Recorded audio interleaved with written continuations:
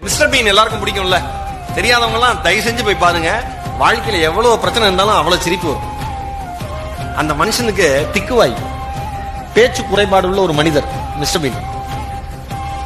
ஆனா நடிக்கணும்னு ஆசை. முதல்ல எடுத்தோன்னா தலைவர் சூப்பர் ஸ்டார் சினிமாவுக்கு போயிருக்காப்ல. சார் நடிக்கிறோம், இங்கதான் டயலாக் கொடுத்து படிக்க சொல்லியிருக்காங்க.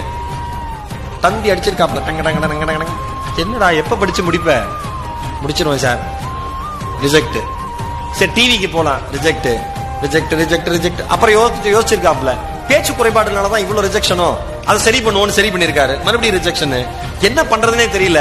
இவனுக்கு எவனுமே சரி பண்ண வர மாட்டான், நம்ம திறமை நாம தான் அந்த உலகத்தை காமிக்கணும்னு அவரே ப்ரொடக்ஷன்ல ஓன் ப்ரொடக்ஷன்ல சிம்பிளா மிஸ்டர் பீன் ஒன்று ஆரம்பிச்சிருக்காரு.